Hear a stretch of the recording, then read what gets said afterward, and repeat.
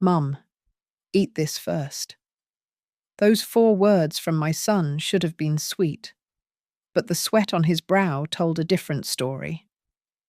Across the table, his fiancée just nodded with a smile that did not reach her eyes. So I switched our plates with a laugh. I had no idea that simple gesture would decide who woke up the next morning and who ended up in a grave. My name is Margaret Doyle, though the neighborhood kids and the few friends I have left just call me Maggie. At 66 years old, people tend to look right through you, especially in a city like Lakeside. They see the grey hair and the soft waistline of a grandmother, and they assume I spend my days knitting or watching daytime television. They forget, or maybe they never knew, that I spent 40 years as a data engineer. My entire career was built on spotting anomalies in endless streams of code, finding the one broken integer that could crash a system. So when I sat down at that table in the private room of Bellissimo, the most pretentious Italian restaurant in the Midwest, I was not looking at a celebration. I was looking at a data set that did not add up. My son, Ethan, was 38 years old, a man who usually carried himself with the quiet confidence of his late father. But tonight, sitting next to Savannah Pierce, he looked like a wire pulled until it was ready to snap. Savannah was 32, a marketing director for some startup I could never quite get a straight answer about. She was beautiful in a sharp, manufactured way, her blonde hair perfectly coiffed, her teeth blindingly white. Her family filled the other side of the long table, loud and glittering with jewelry that probably cost more than the brown brick house my husband Patrick and I had spent 30 years paying off. I sat there in my navy dress, the one I had worn to church for 5 years, feeling like a smudge on a pristine photograph. Every time Ethan opened his mouth to ask if I was comfortable or if I needed more wine, Savannah was there. She would place a manicured hand on his forearm, her nails digging in just enough to turn the skin white, and answer for him. She was performing happiness, but the temperature around her felt like the inside of a freezer. Then the main course arrived. The waiters moved with military precision, placing identical plates of osso buco in front of the guests. I watched the young man approaching our end of the table. He hesitated for a fraction of a second, his eyes darting toward Savannah. She gave a microscopic nod, barely a twitch of her chin. He placed a specific plate in front of me. The air in the room seemed to thicken. Ethan suddenly leaned forward, his elbows hitting the table. Sweat had beaded on his temples, despite the aggressive air conditioning. He looked at the meat on my plate, then at me, his eyes wide and desperate. "Mom, eat this first," he whispered. It was an odd thing to say. The dish was a stew. There was no first or last part to eat. He nudged the plate closer to me with a trembling hand. I looked across at Savannah. She had stopped breathing for a second, her fork hovering halfway to her mouth. When she saw me looking, she forced a smile that looked more like a baring of teeth and nodded encouragingly. My stomach turned over. I had spent decades analyzing risk, and every alarm bell in my head was ringing. The sweat on Ethan's face, the predatory stillness of his fiancée, the specific plate. I decided to change the variables. I let out a soft, self-deprecating laugh, the kind expected of a woman my age. "Oh, honey, look at all that rich sauce," I said, my voice loud enough for the table to hear. "You know my doctor is watching my cholesterol. You are young. You need the energy. Here." Before anyone could protest, I picked up my plate and switched it with Savannah's. Savannah froze. Her perfect smile faltered, replaced by a flash of genuine confusion and something darker. Ethan made a noise in his throat, a small, choked sound. "Oh, Maggie, you do not have to do that," Savannah said, her voice tight. I insisted, picking up my fork and taking a bite of the plate that had been intended for her. "It is bad luck to refuse a mother," I said lightly. Savannah looked down at the plate I had pushed toward her. The veal shank sat there, dark and glistening. She did not eat. She just stared at it. Out of the corner of my eye, I saw movement near the kitchen doors. The restaurant owner's golden retriever had wandered out, sniffing for scraps. A piece of meat had fallen from a clearing tray nearby. Before the dog could get to it, a waiter practically dove to kick it away, looking terrified. I raised my wine glass for the toast, keeping my face pleasant, masking the cold dread pooling in my gut. I watched my son, who was staring at his fiancée with a look of absolute horror. There was something very wrong with that food, and God help me, Ethan knew it. It has been exactly 14 days since that dinner at the Italian restaurant, but time feels like it has stopped moving. I still hear the phone ringing in the dead of night, tearing me from a restless sleep. It was 2 a.m. when Savannah called. Her voice was high and jagged, breathless, with a panic that sounded almost theatrical. She told me Ethan had collapsed. She said they were in the ambulance. By the time I put on my coat and drove to the hospital, he was already gone.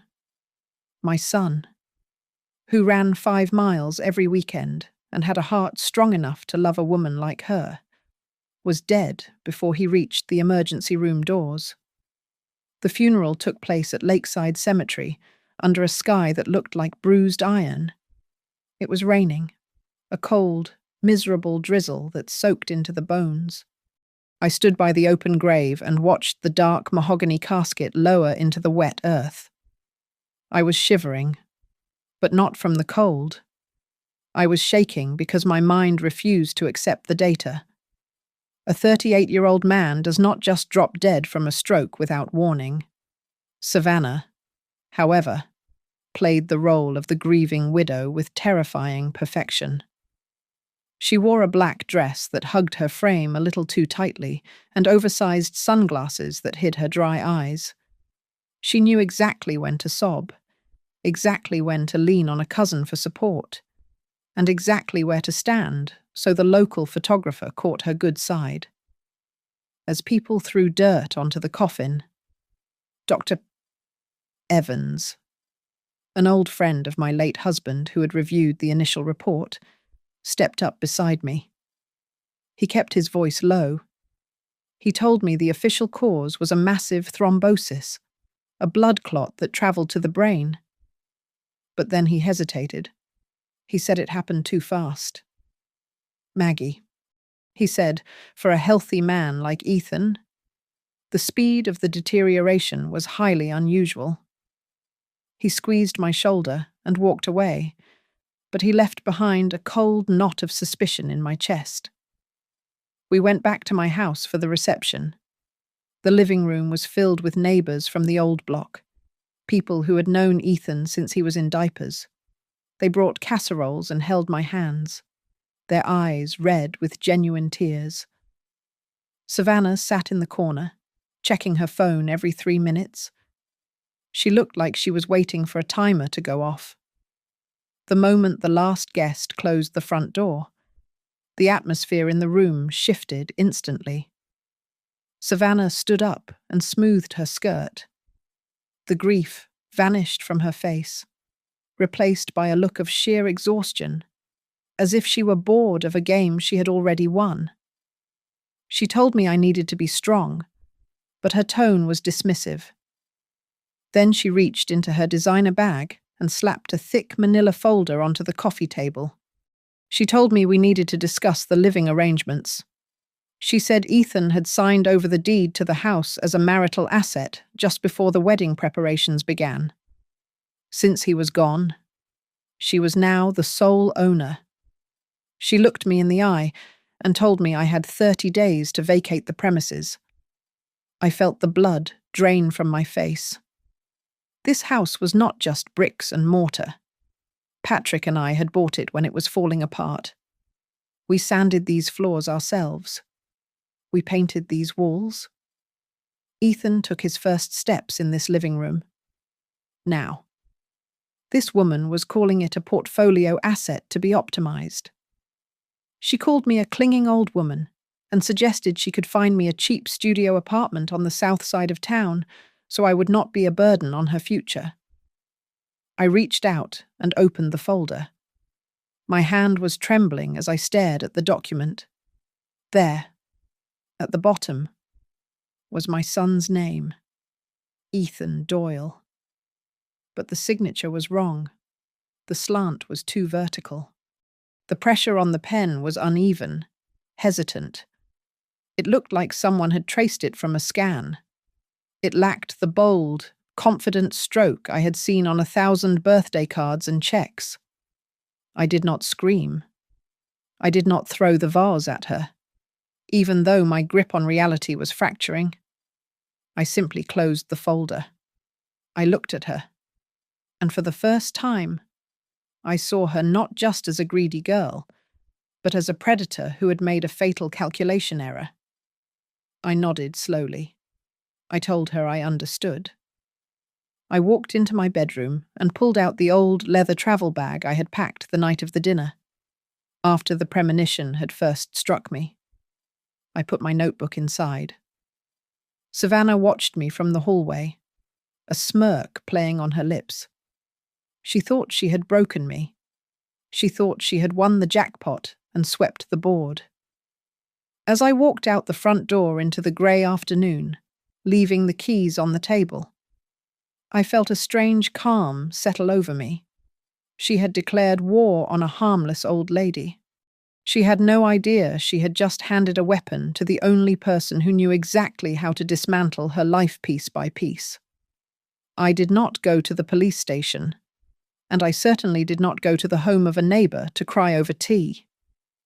Instead, I hailed a taxi and gave the driver the address of the one place where emotions did not matter, only facts. 10 minutes later, I stood in front of the towering glass and steel structure that housed the law firm of Harbour and Lane. I must have looked like a relic from another era in my worn wool coat and sensible shoes, standing against the backdrop of modern corporate architecture. But I did not care. I had an appointment. Eleanor Lane was waiting for me in a conference room that smelled of lemon polish and expensive leather. Eleanor is 48 years old, a woman with skin the colour of deep bronze and a mind sharper than a surgical scalpel. She was the only person outside of my immediate family who knew the truth about our finances. She had helped Patrick and me set up our estate plan 12 years ago, back when we first realised that hard work results in assets that need protection.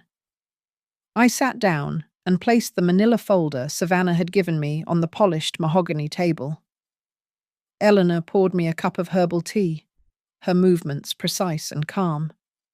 I told her everything. I recounted the engagement dinner, the way the waiter hesitating, the sweat on Ethan's forehead, and those 4 haunting words, "Mom, eat this first." I told her about the switch, the dog at the restaurant, the sudden death, and finally, the eviction notice I had received less than an hour ago. Eleanor listened without interrupting. When I finished, she opened the folder and pulled out the quitclaim deed Savannah had flourished with such arrogance. She laid it next to a thick file she had brought in from the archives. "This is interesting," Eleanor said, her voice cool and devoid of surprise. She tapped a fingernail on the document Savannah had provided. According to this, Ethan transferred the title of the house to himself and Savannah as joint tenants with rights of survivorship 3 months ago. She then opened her own file. However, that is legally impossible. I looked at her, confused. Eleanor slid a document across the table toward me. It was dated 12 years ago. Patrick and I had moved the house, the savings accounts, and the life insurance policies into the DIL Heritage Trust. Ethan did not own the house. Maggie, Eleanor explained, her eyes locking onto mine. The trust owns the house. You are the primary beneficiary. Ethan was a secondary beneficiary. He had no legal authority to sign that house over to anyone, even if he wanted to. He could have signed 1,000 deeds, and they would all be worthless paper. She picked up a magnifying glass and leaned over the signature on Savannah's document. And then there is this. Look at the curvature of the D in DIL. Look at the hesitation marks at the end of the stroke. This is not just unauthorized. Maggie. It is a forgery, and a sloppy one at that. It looks like it was traced from an old scan. I felt a second wave of shock wash over me, but this time it was mixed with a fierce, protective pride. Patrick had seen this coming. Even from the grave, my husband was protecting us. I remembered his voice, raspy and weak in those final days in the hospital, telling me to never let anyone take what we had built. He had known that people change, that greed is a powerful motivator. But then the cold logic returned. If Ethan knew the house was in a trust, he would have known signing a deed was pointless. He would never have agreed to this. That meant Savannah had done this alone, out of desperation or arrogance, assuming I was just a senile old woman who would not understand the paperwork. Eleanor sat back, her expression hardening. This changes everything. She is not just a grieving fiancé making a claim. She is currently trespassing on trust property and attempting to commit real estate fraud. She looked at me, her gaze intense. We have 2 moves here. Maggie. First, we file an immediate complaint for criminal trespass and fraud with the Lakeside Police Department. We get her out of that house. Second, and this is the heavy part, we use this fraudulent document as leverage to demand the district attorney open an investigation into the suspicious circumstances of Ethan's death. If she was willing to forge a deed to steal a house, we have to ask what else she was willing to do to secure it. I looked at the steam rising from my tea. My hands, which had been shaking since the funeral, were suddenly steady. The grief was still there, a heavy stone in my chest. But it was now wrapped in a layer of icy determination. I picked up the pen Eleanor offered. I signed the authorization for her to represent me in all criminal and civil matters regarding Savannah Pierce. Do it, I said, my voice low and steady. Go to the police. Freeze the assets. If she killed my son for that house, she will wish she had only lost the house. The next morning, I sat in the passenger seat of Eleanor's silver sedan, parked 3 houses down from the place I had called home for 40 years. The tint on the windows was dark enough that no one could see inside, which was good, because I did not want Savannah to see me watching. I felt like a spectator at a movie, observing a scene that was about to turn violent. Savannah was on the front porch. She was wearing a silk robe that shimmered in the morning light, looking for all the world like the queen of the castle. She had a phone pressed to her ear and was pacing back and forth with an energetic, manic rhythm. Even from this distance, her gestures were loud. She pointed at the front door, then swept her hand toward the garden Patrick had planted. Eleanor cracked her window just an inch. The wind carried snatches of Savannah's voice. She was talking to a broker from Lakeside Lux Realty. I heard her say something about tearing down the non-load-bearing walls and opening up the kitchen. She laughed, a sharp, jagged sound, and said she could not wait to get rid of the old junk the previous owner had left behind. She was talking about my life as if it were debris to be hauled away in a dumpster. Then, the patrol car turned the corner. It moved slowly, silent and menacing. Officers Lopez and Harper stepped out. I knew Harper. He was a stern man with a kind face who used to coach the local baseball team my son sponsored. They walked up the driveway with the heavy, deliberate steps of men who were not there for a social call. Savannah stopped pacing. She lowered the phone. I saw her fix her hair and put on that dazzling, practiced smile she used for cameras. She opened the door wide as they approached, probably expecting them to be there for a noise complaint, or maybe just to offer condolences to the grieving widow. I watched her mouth move. "I am the new owner," she was likely saying. "My mother-in-law has moved out." Officer Harper did not smile. He did not step inside. Instead, he pulled a document from his clipboard. It was the formal complaint Eleanor had filed just an hour ago. Eleanor narrated the scene beside me, her voice calm and clinical. Right now, Harper is informing her that the property is the legal asset of the Doyle Heritage Trust. He is serving her with a notice that she is currently occupying the premises as a guest, and that any attempt to sell, lease, or structurally alter the building is a violation of the trust agreement. Savannah's smile vanished. She looked stunned, like someone who had walked into a glass door.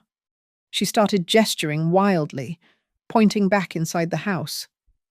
I knew exactly what she was doing. She was running to get that forgery she called a deed. When she came back to the door, she shoved the paper at Officer Lopez. Lopez did not even take it. He simply held up his hand and showed her the copy of the original trust filing from 12 years ago. I saw Savannah stiffen. She was arguing now, her face flushing red. She pointed toward the street, likely screaming about how this was a plot by a jealous old woman. Lopez said something then, and even from the car, I saw the effect it had. Savannah took a step back. "He just warned her about uttering forged documents," Eleanor said. "He is telling her that if she tries to use that paper to secure a loan or a sale, she will be looking at felony fraud charges." For the first time since my son died, I saw Savannah Pierce look truly small. She stood in the doorway of a house she could not sell, surrounded by furniture she could not move, trapped in a legal cage she had not seen coming. The officers turned and walked back to their car. Savannah slammed the door, but the defiance was gone. Eleanor put the car in gear. "The house is flagged as disputed property," she said. "No bank will touch it. No realtor will list it. She is sitting in a pile of bricks she thought was a winning lottery ticket, but she cannot convert a single inch of it into cash." I watched the closed door. I waited for a surge of joy, but I felt nothing but a cold, hollow ache. This was a victory. Yes. But it was just a tactical one. My son was still dead. Savannah was still breathing. "We have her cornered, but we do not have the truth yet," Eleanor said as we pulled away. "We need to know why she was so desperate for the money that she tried to steal a house before the body was even cold. I am bringing in a specialist. His name is Victor Kane. He used to be with the FBI. If there is a dirty dollar in her history, he will find it." I looked back one last time at the house receding in the rearview mirror. "She thinks that house is a jackpot," I whispered to the glass. "She does not know she has just stepped on a landmine." Victor Kane was not the kind of man you noticed in a crowd, which I suppose was the point. At 55 years old, he was a large, imposing figure with a salt and pepper beard and a rumpled coat that looked like he had slept in it. But when he sat down in Eleanor's conference room, the lethargy vanished. His eyes were alert, shifting with a terrifying intelligence. Eleanor told me he had spent 20 years with the FBI investigating medical malpractice schemes that were actually murders for insurance money. Now he worked alone, and he was expensive. But looking at the stack of files he placed on the mahogany table, I knew he was worth every penny. He started with the money. It always starts with money. Victor explained that Savannah Pierce did not exist in the financial world. She had no credit history, no cards in her own name, and no assets. Every designer bag, every spa treatment, and every vacation she had flaunted on social media had been paid for by my son. But that was just the surface. Victor had dug deeper and found the rot underneath. Savannah was drowning in debt. She had accounts on 3 different offshore gambling sites, all in the red. Even worse, Victor had traced a series of frantic, off-the-book payments to a man named Milo Redding. Milo was a known loan shark operating out of a dive bar in the industrial district. The total debt Savannah had racked up was staggering, sitting at nearly $200,000. Then Victor moved to the digital footprint. He had gained access to Ethan's private email and phone records. My heart broke all over again as he walked us through the last weeks of my son's life. Ethan had not been blind after all. He had been emailing a law firm called Northbridge Family Solutions. They were not estate planners like Eleanor. They were divorce attorneys. Ethan had sent a query asking how to ring-fence his pre-marital assets without triggering a volatile reaction from his partner. Victor pulled up a grainy video file on his laptop. It was CCTV footage from a parking lot, time-stamped the night Ethan died. I watched my son's car pull in. He and Savannah got out. They were arguing, even without sound. The anger was palpable. Ethan reached into the back seat and threw a thick document at her. It was heavy, stapled securely. Savannah recoiled, then scrambled to pick it up. Victor believed this was the draft of the divorce papers, or perhaps a new will. Eleanor confirmed that after applying legal pressure, Northbridge Family Solutions admitted Ethan had signed a new will just days before his death, keeping the original in their vault. While Victor followed the paper trail, Eleanor had forced the hospital to release the raw medical data, not just the summary report. The notes showed that Ethan had visited a clinic 3 times in the month before he died, complaining of dizziness, bruising, and extreme fatigue. The doctors had dismissed it as stress from the wedding planning. But Victor had found something in Savannah's shopping history that turned that diagnosis into something sinister. She had been buying rat poison. Specifically, she had purchased multiple boxes of a brand that used a high concentration of warfarin, a potent anticoagulant. She had also ordered liquid blood thinners online. Her excuse in the order notes was a rodent infestation in their apartment. But Victor had checked the building maintenance logs. There had not been a single report of rats in that luxury high-rise in 5 years. Then came the piece of evidence that made the room spin. Victor slid a single sheet of paper across the table. It was a transcript of text messages between Savannah and her best friend, Jenna. I read the messages. Savannah complained about the old lady, referring to me. She called me a problem that needed to be solved before her marriage could really begin. Then she asked a question that made my blood run cold. She asked Jenna if there was anything that could mimic a natural stroke in an elderly person without leaving a trace during a standard autopsy. I stared at the paper. The timestamps dated back 3 weeks before the engagement party. My mind flashed back to the restaurant. I saw the plate of veal. I saw the waiter hesitating. I saw the sweat on Ethan's face and the terror in his eyes. "Mom, eat this first." I had thought he was being polite. I had thought he was just being a dutiful son. But looking at the evidence of poison and debt laid out before me, the horrifying truth crashed down. Ethan had not been offering me the best cut of meat. He had suspected something was wrong with that plate. He knew Savannah was desperate. When he told me to eat, he was not trying to feed me. He was testing her. Or perhaps, in his own terrified way, he was trying to force her hand to save me. He had intercepted the plate meant for me, and he had paid for it with his life. Savannah had not just killed my son. She had intended to kill me first, and Ethan had walked into the trap to stop her. It did not take long for the whispers to turn into a roar. Savannah decided that if she could not win in the courtroom, she would win in the court of public opinion. She contacted Kyle Mercer, a local reporter known for chasing ambulances and sensationalizing neighbor disputes.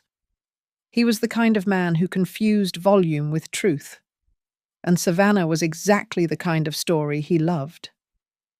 The segment aired at 6 o'clock in the evening. I sat in my living room, forcing myself to watch.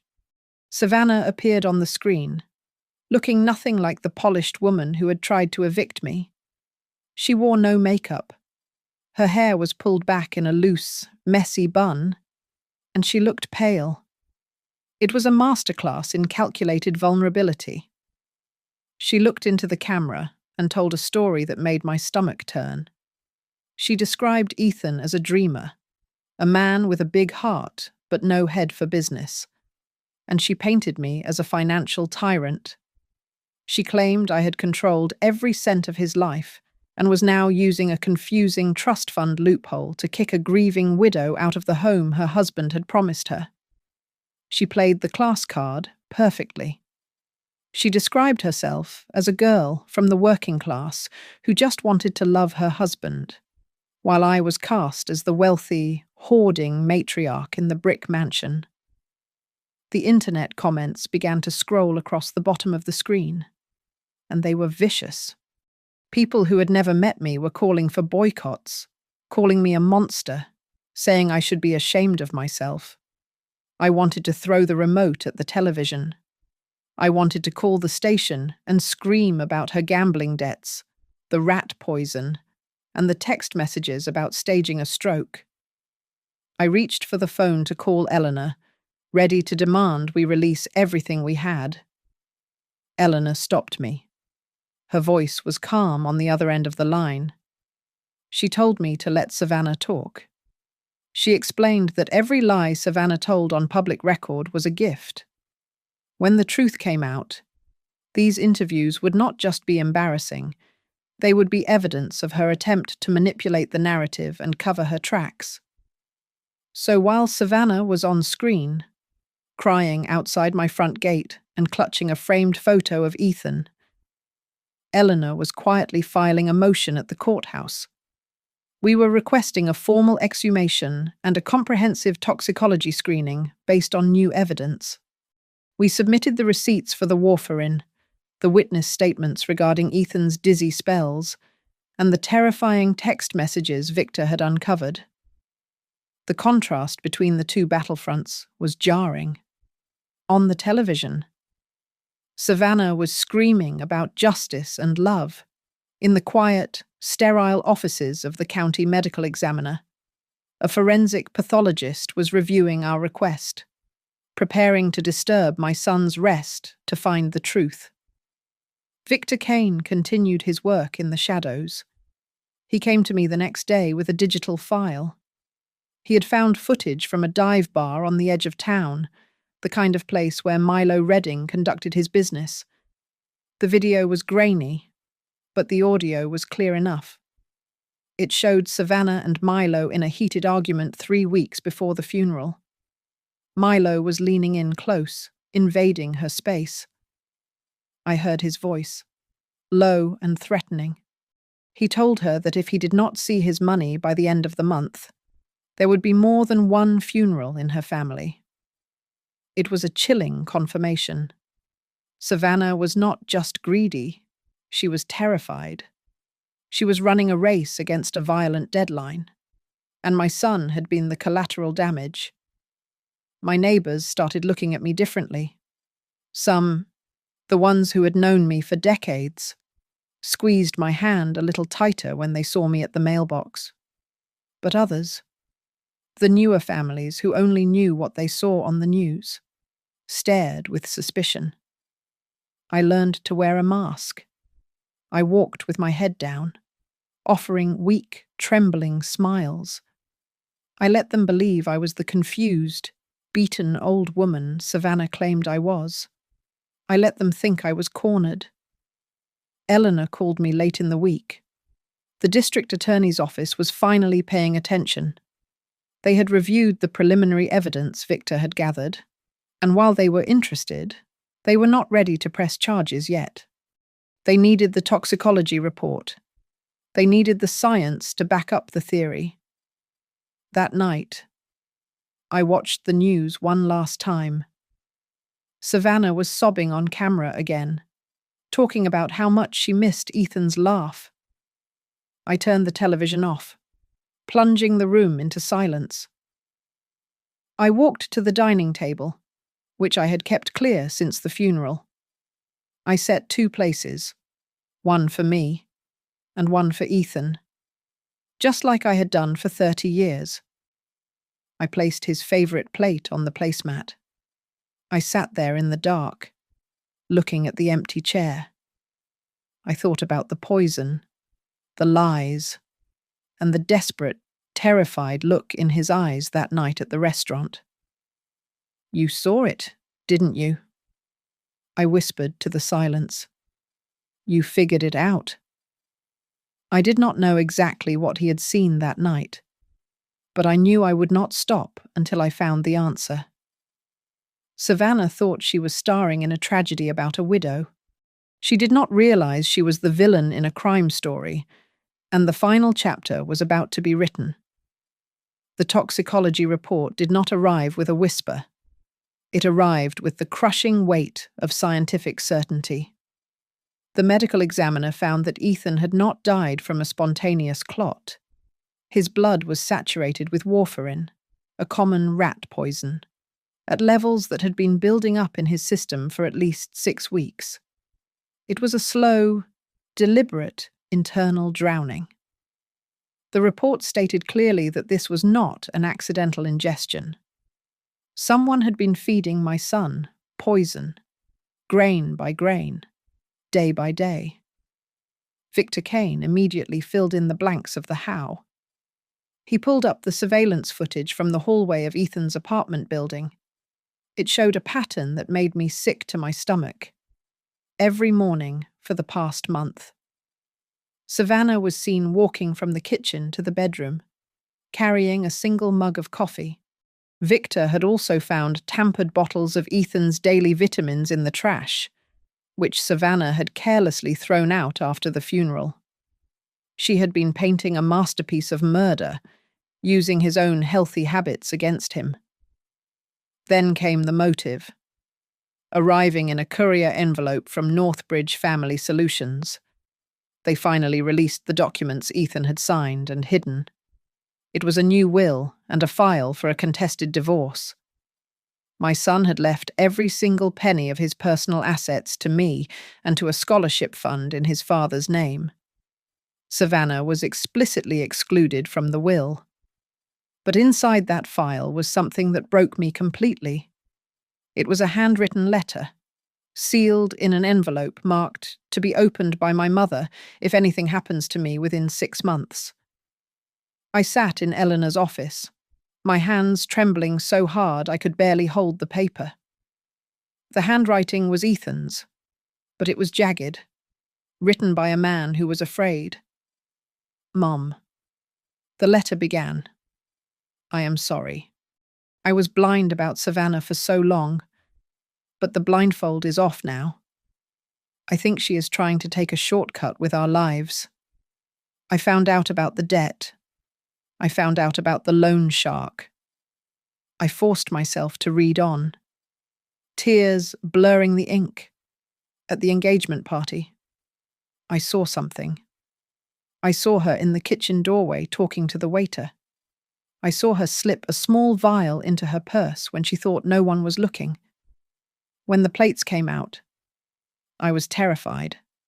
I did not know which one was poisoned, or if I was just being paranoid. That is why I told you to eat that specific plate first. It was a test. Mom, I needed to see her face. If she had screamed, if she had stopped you, I would have known there was still some humanity left in her. I stopped breathing. The memory of that night washed over me. The sweat on his face. The desperation. But she didn't stop you. The letter continued. She nodded. She smiled. In that second, I knew she was willing to let you die right there at the table just to get your house and my life insurance. When you switched the plates, you saved yourself. But I saw the panic in her eyes. She knows I know. We fought in the car. I am writing this because I do not think I am going to make it out of this marriage alive. But I need to get the evidence first. He had stayed.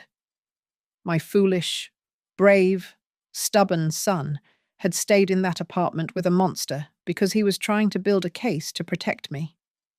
He had lied about the value of the trust to keep her greedy eyes off the real prize, telling her it was just a small inheritance, hoping she would leave him alone long enough for the divorce to go through. I lowered the letter. The silence in the room was absolute. It wasn't old age that was making me shake. It was a rage so pure and hot it felt like it could burn the building down. Eleanor leaned forward, her voice stripping away the last of my denial. Do you understand what this means, Maggie? She asked. Savannah did not just kill Ethan for the money. She tried to kill you first. That dinner was an assassination attempt. You are not just a grieving mother. You are the survivor of a homicide attempt and the key witness to her character. The pieces slammed into place. The waiter, the dog, the switch. Ethan had taken the bullet meant for me, or perhaps he had just forced her to change her timeline. Either way, he was dead because he tried to shield me. 2 hours later, the district attorney made the call, based on the toxicology report, the forged deed, and the handwritten letter. They were bypassing the grand jury for an immediate arrest warrant. They were charging Savannah Pierce with murder in the first degree and attempted murder of an elderly person. She was being summoned to a preliminary hearing the next morning, but she would not be walking in as the weeping widow in a black veil. She would be walking in as a suspect facing life behind bars. I stood up, folding the letter and placing it against my chest. Let's go, I told Eleanor. I want to see her face when she realizes the dead man just spoke. The meeting took place in the same conference room where I had first learned the truth about my son's murder. But the air felt different today. It was heavy, with the static electricity of a coming storm. Before the public hearing that would strip Savannah of her privacy, her lawyer had requested a private sit-down.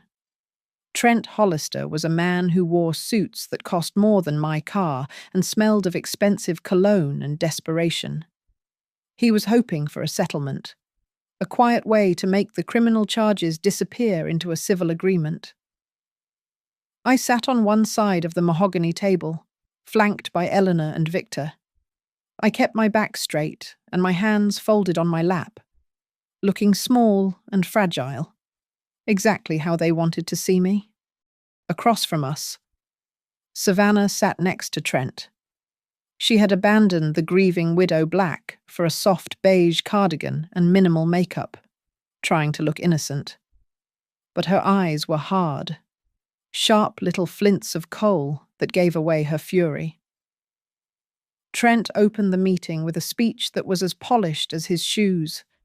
He called the situation a tragic family misunderstanding.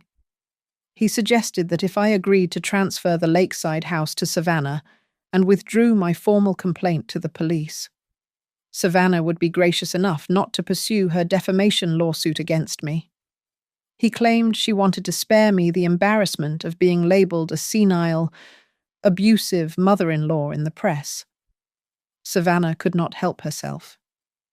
She leaned forward, her voice dripping with a poisonous sweetness. She told me that the internet is a powerful place. Maggie. She asked if I really wanted to spend my remaining years being hated by the entire city. She said people love a young widow, but they have no patience for a bitter old woman who kicks a grieving girl to the curb. She thought she was terrifying me. She thought my silence was fear. Eleanor did not say a word. She waited until Savannah finished her little threat. Then, with a slow, deliberate movement, she slid a thick binder across the polished table. It stopped right in front of Trent. Inside that binder was the lethal trifecta Victor and Eleanor had assembled. It contained the forensic toxicology report, showing the high levels of warfarin in Ethan's blood. It had the copy of the new will Ethan had signed, explicitly disinheriting Savannah. It had the handwritten letter describing the poisoned dinner. And finally, it had the detailed ledger of her debts to Milo Redding. I watched Trent's face as he opened the file. The confident smile vanished instantly. His skin took on a grey, sickly pallor as he read the summary. He was a shark, but even a shark knows when there is blood in the water. He realized in that second that there was no civil misunderstanding here. He was sitting next to a client who was going to drag his career down with her. Savannah saw his reaction, and panic flared in her eyes. She started to speak, her voice rising in pitch. She blamed the doctors. She said they were incompetent. She claimed Ethan had an underlying condition that no one knew about. Eleanor reached out and tapped the small digital recorder sitting in the center of the table. She reminded them calmly that this meeting was being recorded by mutual consent. Then she looked Savannah in the eye and delivered the blow. She said there were no agreements to be made here. She said the only thing happening today was that Savannah would face the truth in a court of law. Savannah snapped. The mask of the victim shattered completely. She slammed her hand on the table and screamed at us. She called Ethan a weak, stupid fool. She turned her glare on me and shouted that if I had not been so obsessed with hoarding that house and that money, none of this would have happened. She said if I had just shared, no one would have had to go to such lengths. The room went dead silent. She had just justified her actions. She had admitted that the lengths she went to were a direct result of her desire for my assets. She had confessed to the motive and the act in a single breath. Trent tried to cut her off, shouting her name, but it was too late. Victor, sitting quietly in the corner, smiled a cold, terrifying smile and tapped his watch, marking the exact timestamp on the recording. That outburst was the nail in her coffin, proof that she felt no remorse, only entitlement. Eleanor stood up, signaling the end of the meeting. She looked down at Trent and Savannah with absolute disdain. She said that, on behalf of her client, "We do not negotiate with the person who poisoned her son and then went on television to cry about it." She told them we would see them at the Lakeside County Courthouse. Savannah bit her lip so hard, a drop of blood appeared, a bright red spot against her pale skin. She looked from the file to me, and for the first time, she understood. There was no deal. There was no money that could fix this. She was not leaving this room a winner. She was just a murderer who had run out of time. The Lakeside County Courthouse smelled of old wood and floor wax, a scent that did little to mask the tension filling the room. The gallery was packed shoulder to shoulder. The press had turned our tragedy into a circus, dubbing it the war between the grieving widow and the wicked mother-in-law. They were there to see which version of the story would survive the light of day. I sat behind the prosecutor, Carmen Ruiz, feeling the eyes of the city boring into my back. Carmen opened the case with the precision of a surgeon. She did not use flowery language. She simply laid out the timeline. She spoke of the $200,000 in gambling debt. She spoke of the loan shark, Milo Redding. She walked the jury through the purchase of the warfarin, the symptoms Ethan had suffered for weeks, the secret divorce file, and the handwritten letter. She painted a picture not of a tragedy, but of a cold, calculated execution driven by greed. Trent Hollister rose to defend Savannah. He was good. I had to give him that. He ignored the facts and went straight for the heartstrings. He painted Savannah as a victim of a cold legal system and a powerful, controlling mother-in-law. He pointed at me and suggested I was a woman who could not accept the loss of her son and needed someone to blame. He looked at the jury and asked them to trust their hearts rather than cold charts and confusing documents. Then it was my turn. I walked to the witness stand, swearing to tell the truth on a Bible that felt heavy in my hands. I told them about the engagement party. The room went dead silent when I repeated my son's words. "Mom, eat this first."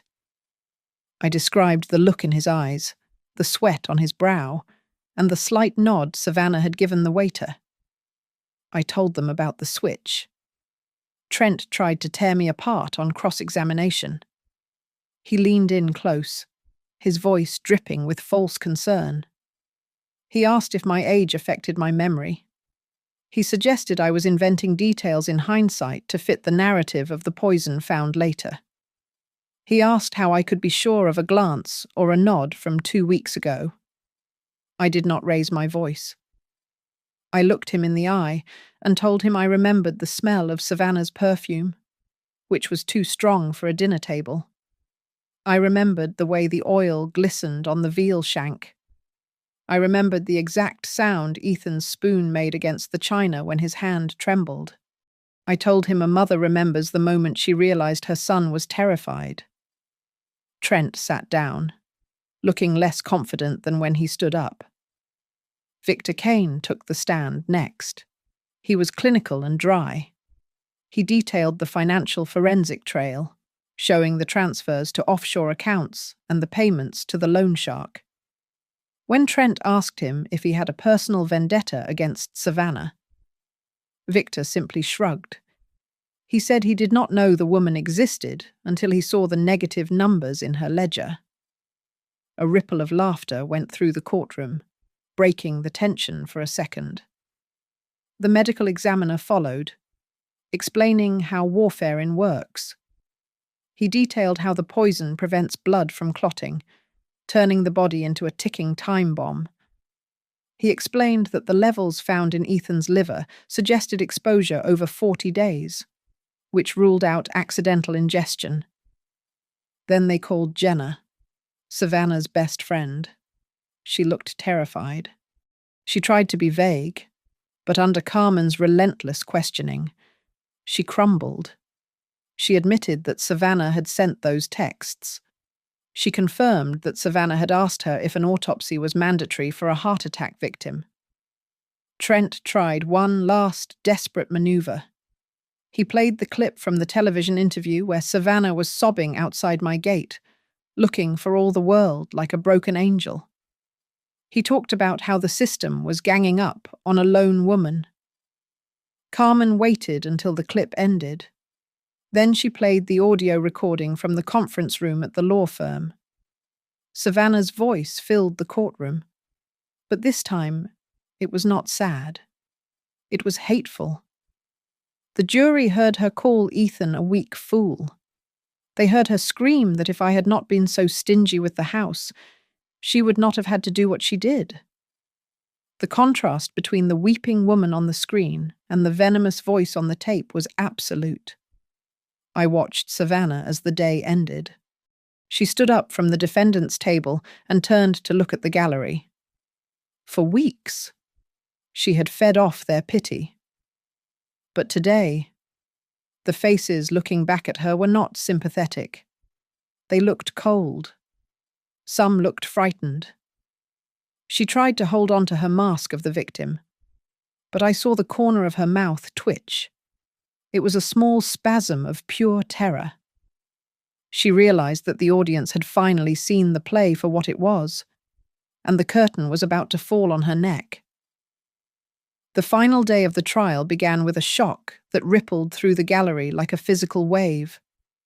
Carmen Ruiz called a witness that no one, especially the defense, had expected to see. The bailiff opened the doors, and in walked Milo Redding. He looked out of place in his cheap suit, shifting uncomfortably as he took the stand. He was a man who operated in the shadows, but the threat of a federal racketeering charge had convinced him to step into the light. Milo testified with a blunt, terrifying honesty. He told the jury that Savannah had promised him a payout from an insurance policy or the quick sale of a house in Lakeside to settle her debt. He said that one night, drunk and desperate, she told him she was just clearing the path for Ethan to go to heaven so everything would be okay. The courtroom went cold. Then, Carmen played the recording Milo had made on his phone for insurance. The voice that filled the room was not the weeping widow. It was Savannah, cold and annoyed. She was complaining that old people are weak and everyone assumes their hearts are failing. She said that if the old lady had just died first, everything would have been so much simpler. Trent Hollister jumped up, objecting loudly, trying to paint Milo as a criminal liar who would say anything to save his own skin. But the damage was done.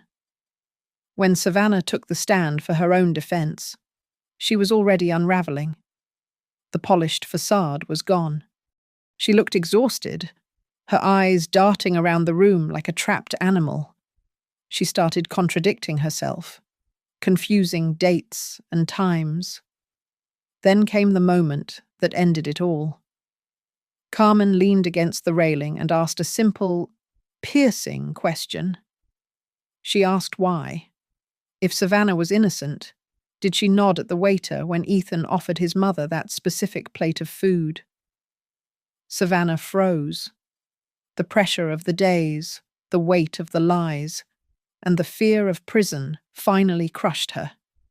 She shouted that she did it because Maggie deserved it more than he did. The silence that followed was deafening.